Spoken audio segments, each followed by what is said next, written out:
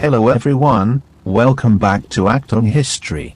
Today we will talk about the German plane, Junkers Ju-52. To find out interesting details about this plane, do not go anywhere and stay until the end of the video. Junkers Ju-52 was a symbol of the Luftwaffe. Used as a bomber and minesweeper, it was an effective fighter plane that participated in all theaters of operations in World War II. The Junkers Ju-52, nicknamed Tante Ju, Aunt Ju, and Iron Annie, is a transport aircraft that was designed and manufactured by German aviation company Junkers. Development of the Ju-52 commenced during 1930, headed by German aeronautical engineer Ernst Zindel. In 1927, he was appointed head of the project development department of Junkers and assumed the position of head of development, design and flight tests in 1932, until 1945. In 1933, became design director and deputy director of Junkers Flugzeugwerk AG. Under his leadership, the Ju-38, Ju-52, Ju-90, Ju-290, Ju-390, Ju-88 and Ju-388 models were developed.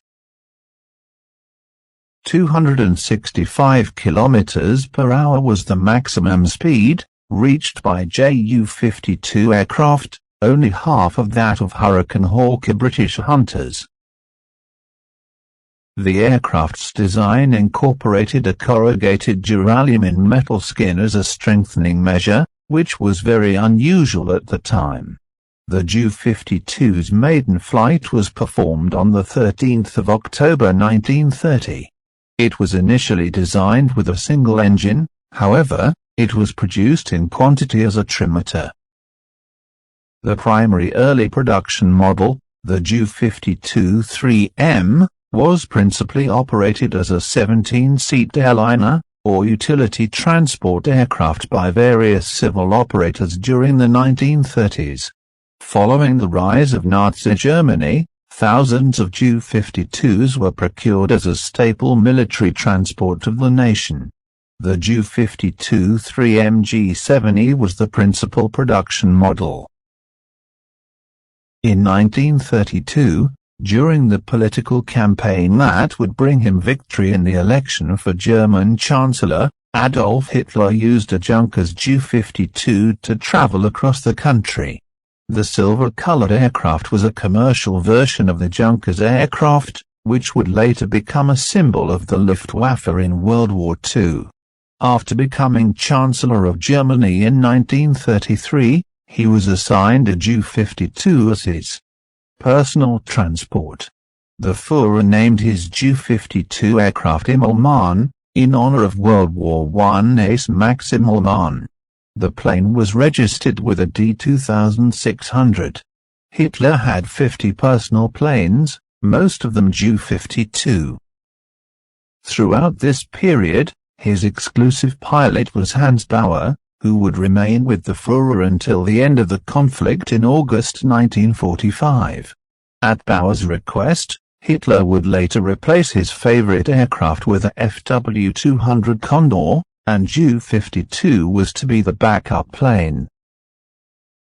4,845 units from Ju-52, in 14 versions, were manufactured in Germany between 1931 and 1945. In the post-war period, France and Spain manufactured others 585. The Ju-52 was in production between 1931 and 1952. After the end of World War II, Junkers Ju-52 aircraft continued to be used by other European countries. In France, these aircraft have been used by several commercial aviation companies, including the iconic Air France, as well as for military transport missions and parachute launches in the conflicts with Algeria and Indochina. In Spain, A license was obtained to manufacture them under the initials Kaiser C-352, and they took part in the Sidi-Ifni War, which between 1957 and 1958 pitted Spaniards and Moroccans against each other. The rest of Europe used commercial and military transport versions, as did all countries in South America, South Africa and Lebanon. 38 countries on 4 continents used the Ju-52 plane in military and civil versions.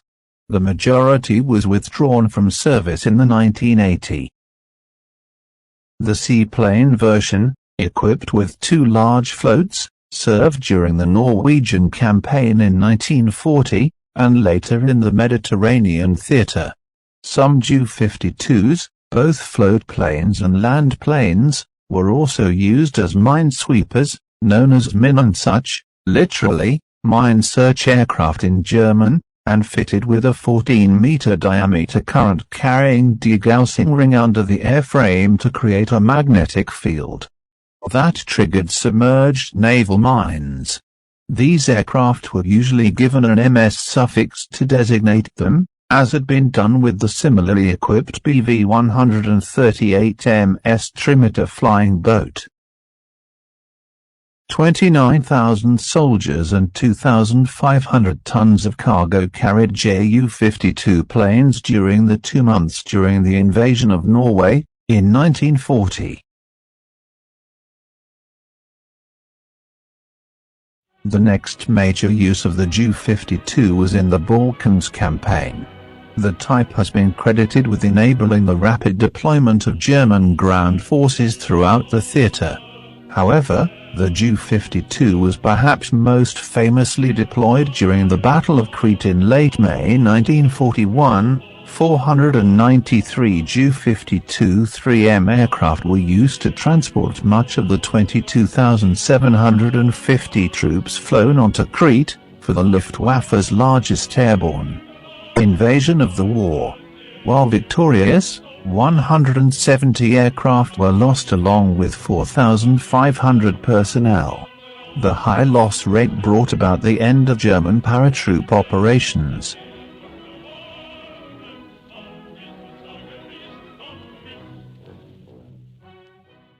During the North African campaign, the Ju-52 was the mainstay reinforcement and resupply transport for the Germans, starting with 20 to 50 flights a day to Tunisia from Sicily in November 1942, building to 150 landings a day in early April as the Axis situation became more desperate. The Allied air forces developed a counter-air operation over a 2-month period and implemented Operation Flax on 5 April 1943, destroying 11 Ju-52s in the Enya Cap Bon and many more during bombing attacks on its Sicilian airfields, leaving only 29 flyable. That began 2 catastrophic weeks in which more than 140 aircraft were lost in air interceptions, culminating on the 18th of April with the Palm Sunday massacre in which 24 Ju-52s were shot down, and another 35 staggered back to Sicily and crash-landed. The failed invasion of the Soviet Union by the Germans marked the fate of World War II. The defeat of Nazi Germany marked the beginning of the end for Hitler. In this failed invasion, the Junkers Ju-52 aircraft had an important participation on several battlefronts. And, having the same fate as Germany on Soviet territory, they suffered enormous losses in most of these acts of war. 2 of the fronts on which the Junkers lost most of their units were the Siege of Demyansk and the terrible Battle of Stalingrad.